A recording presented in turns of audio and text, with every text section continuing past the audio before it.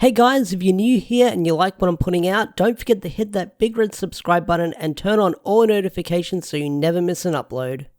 Hey guys, Ash here, just a heads up, this video will contain spoilers for Power Rangers Dino Fury Season 1, so if you don't want to get spoiled because you're keeping up with the US airings and not the international spoilers, this video definitely will contain spoilers, so click off this video while you can if you don't want to get spoiled. But with that said, on with the video and I hope you guys enjoy it.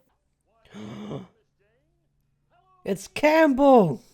So, if you guessed that episode 15 would be the debut of the Gold Ranger in Power Rangers Dino Fury, well, you guessed correctly, because Power Rangers Dino Fury episode 15 was the debut and the grand appearance of the Gold Ranger in Dino Fury. But we'll get to that in a bit, because that's a lot to talk about when the Gold Ranger makes his grand debut. So, let's talk about Power Rangers Dino Fury episode 15, Storm Surge. So, the whole synopsis for this episode goes, Ollie agrees to help Harvey with a story, but his desire for new tech distracts him from his promise.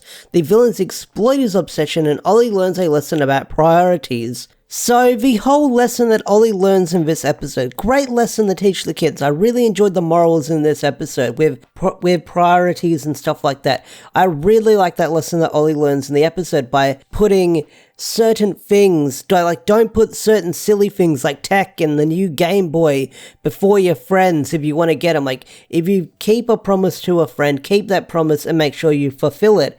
And I really like that lesson that Ollie learned in this episode, where he learns that his friends are more important and he doesn't have to be obsessed with like the latest thing. And I really enjoyed that lesson. But it kind of felt like 2 steps forward and 2 steps back and then 2 steps forward again with the lesson that Ollie learns, because last week he was worried about losing his friends. This one, Ollie's obsessed with like new headsets, new headphones that are like solar charged, and he's obsessed with a laptop that he wants to get because new tech is awesome.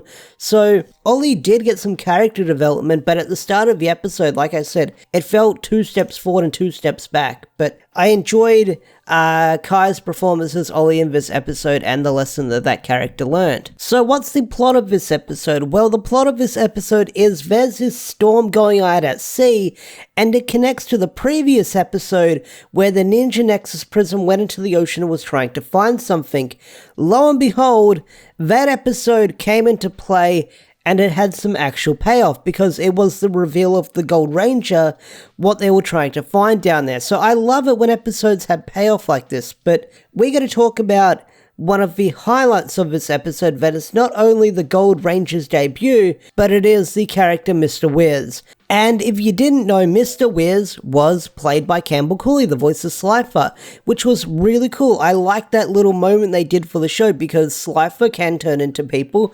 Why not Campbell Cooley play the character Mr. Wiz in live action, which was really cool. So I hope we get more stuff like that, where Campbell plays more live action characters when Slifer does the disguise, because you can hear the Slifer voice in his performance. You can hear that booming voice, and it was a cool performance. I loved seeing Campbell in live action, and that was really awesome. Also, fun fact, the laptop that Mr. Wiz gives to Ollie has a sticker that says 335 on it, probably covering up like the Apple logo on the MacBook, but the sticker that says 335 is a reference to Power Rangers in Space, because if you forgot, 335 was the morph sequence code that the Rangers used in Power Rangers in Space to morph. So I like that little Easter egg reference they had in the episode. That was really cool. Alright, let's talk about the Gold Ranger's appearance in this episode.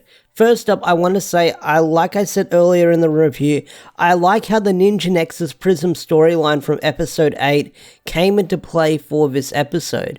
And it was really cool to see Ollie's mum again trying to find out what they were looking for at the bottom of the ocean. So the build-up is getting this little container out of the ocean, and once you figure out what's in the container, I think a lot of people might have guessed it would have been the Gold Ranger. I think maybe they could have added a bit more mystery to it, like maybe we shouldn't pull out the container, it could be full of Sporex beast or something, because the Gold Ranger was asleep in one of those Sporex containers that the Rangers have at their base, so maybe they could have built up a little bit mystery towards the container to make it be like slightly dangerous, like we should be careful what we're pulling out, we don't know what's in there, so they could have added to that. But either way, the Gold Ranger's fight scene introduction was really freaking cool. Some really cool fight scenes, some really cool electrical powers as they took on the Monster of the Week.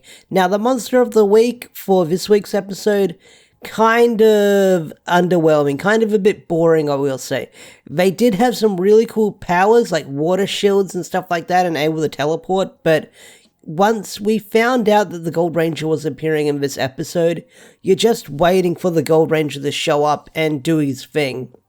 Like, they could have built up maybe a little bit more suspense for the Gold Ranger to show up, but the monster wasn't kicking the Ranger's asses that badly. Like, he had him on the ropes, but when the Gold Ranger did show up, it was cool, but they could have added maybe a little bit more drama to the Gold Ranger having his dramatic entrance, but it is what it is. It was still a cool entrance, but maybe the build-up towards his appearance could have been like a little bit more dramatic. Slightly more dramatic for his dramatic entrance.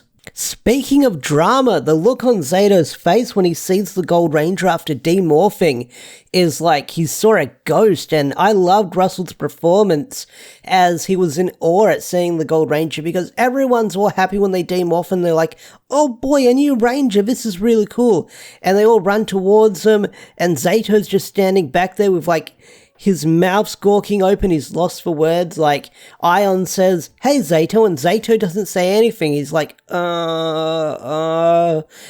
I really like the emotion that Russell put into, like, having the shock of seeing the Gold Ranger, because it shows, well, we kind of know that these two characters have history from the episode synopsises, but we know that these two characters have history, and you can see that Zayto is shook about seeing the Gold Ranger. Like, he's disturbed, like, you can see that he is, like, visually disturbed from seeing the Gold Ranger, and you don't even see him at the end of the episode when they have, like, a funny joke at the end, like, everyone's there except for Zayto. But I'm really excited to see the history that Ion and Zayto have, because if Zayto's that shook up about Ion returning, I want to see the history that these guys have together. Now, I've seen a couple of stuff floating around online here and there, some clips got into my recommended, but I haven't watched them, but I've seen certain characters in certain armor and thumbnails, but I want to judge it for my own eyes when I watch the episode. But either way, this is really freaking awesome that these two characters have a history, and I can't wait to learn what that history is, because if Zayto is that shook about seeing the Gold Ranger, I wonder if that's going to carry on for the rest of the season. I hope it's not like one episode they shake hands and everything's all good. Like, I hope this drama that these characters have carries on for a little bit longer. Like, they're going to have tension towards each other moving forward. So I'm really looking forward to see the character interactions between Zayto and Ion. That's something I'm really looking forward to. So yeah, that's my recap, discussion, mini podcast, whatever you want to call it, for Power Rangers Dino Fury episode 15. Overall, I thought it was a pretty decent episode, a lot of fun with this episode, but it's mostly setting up with whatever's going on with Zayto for the next episode, which I'm really excited to watch. We're going to get a flashback of Zayto in the Rafcon War. I'm really excited to explore more of that past, because I feel like there's more of that story we have yet to explore, so I'm hoping we get more flashbacks about that. But either way, this episode was pretty good. Like I said, the character development for Ollie felt really strange, but in the end, he did learn a lesson. But that's all I've got to say about this episode. So if you enjoyed this review, hit that thumbs up. If you're brand new to the channel, hit that big red subscribe button and turn on all notifications so you never miss a beat. Also, special thanks to all the members such as Swaggerford and Andrew McCoyle. If you want to get your name shouted out like these guys over here, join the Patreon or become a YouTube member so you can have your name in the credits of every video or shouted out like these guys over here.